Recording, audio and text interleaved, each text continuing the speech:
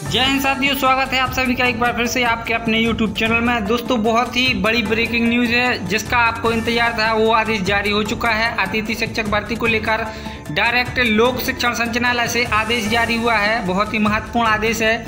जैसा कि मैंने आपको पिछली वीडियो में बताया था कि 1 या 2 दिन में आपको आदेश देखने को मिल जाएगा, और मैंने जो कमेंटों के जवाब दिए थे उसमें स्पष्ट तौर पर आपको वीडियो में बताया था कि 26 जून या 26 जून के 1 या 2 दिन बाद आपको आदेश देखने को मिल जाएगा। तो ये रहा सामने आपके आदेश, और आदेश कुछ इस प्रकार है। इसमें समस्त जो आपके लिए जानकारी दी हुई है, और इसमें नियम और शर्तें बाकायदा दी हुई हैं किस तरह से अतिथि शिक्षकों की भर्ती होने वाली है। इसमें 2 पत्रों का संदर्भ भी लिया गया है। बहुत ही महत्वपूर्ण ये अपडेट होने वाला है। तो देखिए साथियों, लोक शिक्षण संचालनालय मध्य प्रदेश गौतम नगर भोपाल 46/20/23 भोपाल दिनांक है 26/6/2025। आज का ये ऑफिशियल लेटर है।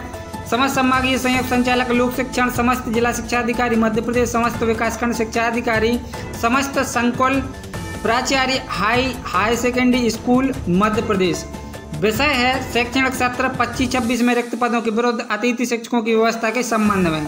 संदर्भ लिया गया है इसमें 2 पत्रों का। संचालनालय का पत्र क्रमांक 127 दिनांक 1/5/2025। दूसरा है संचालनालय का पत्र क्रमांक 2013 दिनांक 4/7/2019। तो इनमें 2 पत्रों का संदर्भ लिया गया है। पूरा आदेश विस्तार से समझ लें, और समझने की जरूरत भी है। मध्य प्रदेश शासन स्कूल शिक्षा विभाग अंतर्गत शासकीय विद्यालयों में प्रत्येक सत्र में शैक्षणिक व्यवस्था के सुचारू रूप से संचालन हेतु रिक्त पदों के विरुद्ध ऑनलाइन माध्यम से अतिथि शिक्षक आमंत्रण की कार्रवाई GFMS पोर्टल के माध्यम से की जाती है। उक्त परिप्रेक्ष्य में शैक्षणिक सत्र 2025-26 में अतिथि शिक्षकों को आमंत्रण हेतु पोर्टल पर निम्नानुसार कार्रवाई सुनिश्चित करें। पहला है अतिथि शिक्षक आमंत्रण हेतु रिक्तियों का प्रमाणीकरण। लॉन्ग टर्म रिक्तियां शैक्षणिक सत्र 25-26 में अतिथि शिक्षक आमंत्रण हेतु विद्यालय में नियमित शिक्षक के अनुपलब्ध होने की स्थिति में पोर्टल पर प्रदर्शित रिक्ति पदों के विरुद्ध अतिथि शिक्षक हेतु वास्तविक आवश्यक लॉन्ग टर्म रिक्तियों की प्रविष्टि करने की कार्रवाई विद्यालय के शाला प्रभारी द्वारा की जाएगी। विद्यालय के शाला प्रभारी का यह उत्तरदायित्व होगा कि वह विद्यालय में उपलब्ध कक्षों, सेक्शन एवं समय सारणी टाइम टेबल के कुल कालखंड की संख्या के आधार पर वास्तविक अतिथि शिक्षक की आवश्यकता की प्रविष्टि करेंगे। यह पूर्व से निर्धारित है कि प्रत्येक नियम शिक्षक न्यूनतम 4 कालखंड एवं अधिकतम 6 कालखंड में अध्यापन कार्य कराएंगे। अतः इसके परीक्षण के उपरांत ही विद्यालय के शाला प्रभारी अतिथि शिक्षक की आवश्यकता की प्रविष्टि करें। सिर्फ प्रदर्शित रिक्त पदों का प्रमाणीकरण न करें, वास्तविक आवश्यकता के आधार पर ही प्रविष्टि करें। अतिरिक्त रिक्तियां ऐसे नियमित शिक्षक जो BEd M.Ed पाठ्यक्रम में गत वर्ष से प्रवेशित हैं, उनके कारण उद्भूत रिक्ति एवं वास्तविक आवश्यकता होने पर अतिरिक्त रिक्ति संकुल प्राचार्य द्वारा पोर्टल पर दर्ज की जाएगी। दूसरा है अतिथि शिक्षक आमंत्रण हेतु की जाने वाली कार्रवाई। 2.1 शैक्षणिक सत्र 25-26 में अतिथि शिक्षक आमंत्रण हेतु प्रदर्शित रिक्तियां एजुकेशन पोर्टल 3.0 अंतर्गत GFMS पोर्टल पर प्रदर्शित हैं। प्रमाणित रिक्तियों के विरुद्ध ही विद्यालयों में अतिथि शिक्षकों को उपस्थित कराया जाएगा।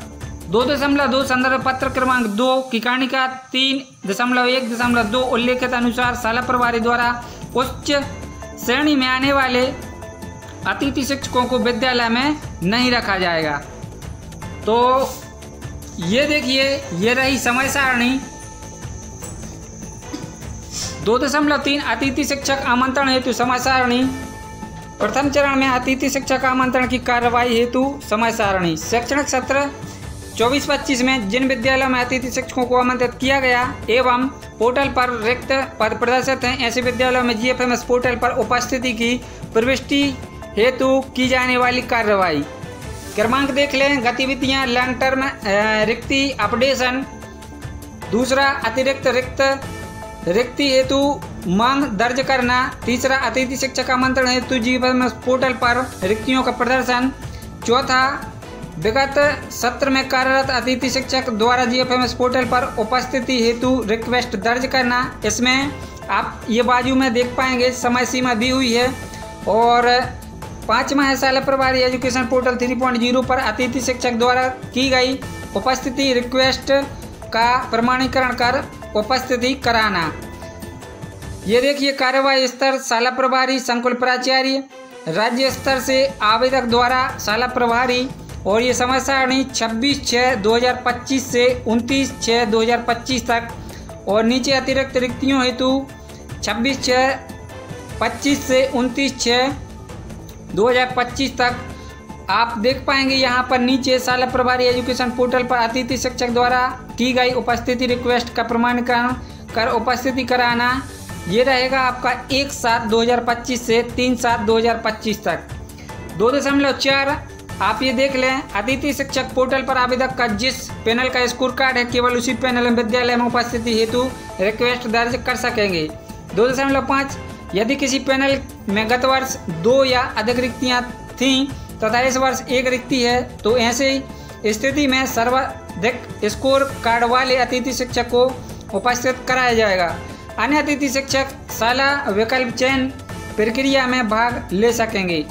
विगत सत्र 2024-25 में कार्यरत अतिथि शिक्षक द्वारा जिस विद्यालय में कार्य किया है उसी विद्यालय में अतिथि शिक्षक द्वारा स्वयं की लॉगिन आईडी से उपस्थिति हेतु रिक्वेस्ट दर्ज करने की कार्रवाई की जाएगी। अतः अतिथि शिक्षक द्वारा जीएफएमएस पोर्टल 3.0 पर निर्धारित समयावधि में संबंधित विद्यालय में उपस्थिति दर्ज करने की कार्रवाई की जाएगी। जो पहले से कार्य कर चुके हैं उनके लिए 2.7 देख लें, विद्यालय के शाला प्रभारी अतिथि शिक्षक की विद्यालय में उपस्थिति कराने के पूर्व स्कोर कार्ड में दर्ज शैक्षणिक व्यावसायिक शिक्षक पात्रता परीक्षा की जानकारी का परीक्षण करने के उपरांत अतिथि शिक्षक की उपस्थिति पोर्टल पर प्रमाणीकरण करेंगे। जानकारी त्रुटिपूर्ण पाए जाने की उपस्थिति हेतु रिक्वेस्ट को रिजेक्ट करने की कार्रवाई पोर्टल पर कर सकेंगे। 2.8 अतिथि शिक्षक ऑनलाइन उपस्थिति पत्रक के साथ अपनी उपस्थिति अनिवार्यतः संबंधित विद्यालय में दिनांक 2/7/2025 तक देंगे। विद्यालय में अतिथि शिक्षक द्वारा निर्धारित समयावधि में उपस्थिति हेतु रिक्वेस्ट नहीं देने पर एवं शाला में रिक्वेस्ट के सत्यापन हेतु समय सीमा में उपस्थिति नहीं होने पर संबंधित का उपस्थिति पत्रक उपस्थिति रिक्वेस्ट स्वतः ही निरस्त हो जाएगी। इसके उपरांत आवेदक को शेष रिक्तियों हेतु होने वाली नवीन शाला विकल्प चयन की प्रक्रिया में भाग लेना होगा।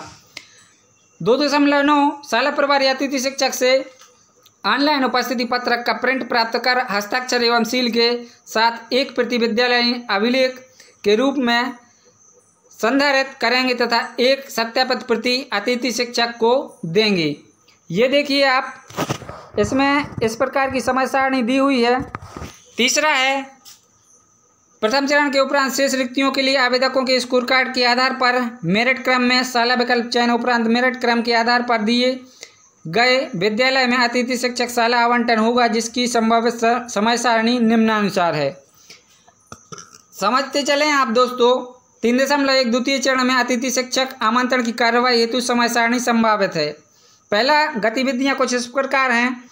शाला विकल्प चयन हेतु रिक्तियों का प्रदर्शन 5/7/2025 तक और इच्छुक आवेदकों द्वारा शाला विकल्प का चयन 5/7/2025 से 7/7/2025 तक। शाला विकल्प चयन के आधार पर मेरिट क्रम में शाला आवंटन 9/7/2025 और अतिथि शिक्षक को दी गई शाला हेतु जीएफएमएस पोर्टल पर आवेदकों द्वारा उपस्थिति हेतु रिक्वेस्ट दर्ज करना 10/7/2025 से 12/7/2025 तक। 5वां है, शाला प्रभारी जीएफएमएस पोर्टल पर अतिथि शिक्षकों द्वारा की गई उपस्थिति रिक्वेस्ट का प्रमाणीकरण कर एक्सेप्ट रिजेक्ट कर एक्सेप्ट की स्थिति में उपस्थिति कराना 10/7/2025 से 12/7/2025 तक। ये आपको करना होगा। सामान्य निर्देश कुछ इस प्रकार हैं। 4.1 शैक्षणिक सत्र 2025 में अतिथि शिक्षक 25-26 में अतिथि शिक्षक की कार्रवाई पूर्णतः ऑनलाइन है। किसी भी अतिथि शिक्षक को ऑफलाइन आमंत्रित नहीं किया जाएगा। 4.2 अतिथि शिक्षक की सेवाएं पूर्णतः अस्थायी हैं। विद्यालय में नियमित शिक्षक की उपलब्धता होने पर अतिथि शिक्षक की सेवाएं स्वतः ही समाप्त हो जाएंगी। 4.3 अतिथि शिक्षक की उपस्थिति प्रति दिवस ई गवर्नेंस प्लेटफॉर्म के ऐप हमारे शिक्षक के माध्यम से शाला प्रारंभ होने के निर्धारित समय के 1 घंटा तक उपस्थित ऑनलाइन दर्ज की जाएगी। मतलब यह आपकी ऑनलाइन हाजिरी डलेगी दर्ज की जा सकेगी, उपस्थिति दर्ज की जाएगी। दर्ज उपस्थिति के आधार पर ही अतिथि शिक्षकों का मानदेय जनरेट होगा। जो अतिथि शिक्षक ऑनलाइन उपस्थिति नहीं लगाएंगे उन्हें मानदेय की पात्रता नहीं होगी। मतलब जो नियमित शिक्षक हैं वही आपके ऊपर रूल जो है लागू होगा अटेंडेंस का। अब देख लें 4.4 अतिथि शिक्षक द्वारा निर्धारित समय सीमा में उपस्थिति ऐप के माध्यम से दर्ज नहीं करने पर उस दिवस का मानदेय जनरेट नहीं होगा, क्योंकि ये डायरेक्ट कोषालय से लिंक है ये ऐप। उक्त निर्देशों के अनुसार कार्रवाई सुनिश्चित करें। आयुक्त द्वारा अनुमोदित के द्विवेदी, संचालक लोक शिक्षण संचालनालय। और ये रही प्रतिलिपि निज सहायक माननीय मंत्री जी स्कूल शिक्षा विभाग। तो बहुत ही महत्वपूर्ण ये अपडेट है और किसको क्या फ़ायदा होने वाला है इसमें सब कुछ दिया हुआ है। अब आप देख लें ये पूरे निर्देश और किस तरह से अतिथि शिक्षकों की भर्ती होगी, कार्यरत अतिथि शिक्षकों को क्या करना होगा, इसमें A to Z सारी जानकारी दी हुई है। जैसा मैंने आपको कहा था कि 26 तारीख के बाद आपको आदेश देखने को मिल जाएगा, तो आदेश आपके सामने है। अब वीडियो को लाइक और शेयर जरूर करें जिससे सभी अपने जो अतिथि शिक्षक साथी हैं उनको मदद मिल सके। मिलते हैं एक और नए अपडेट के साथ, तब तक के लिए जय हिंद।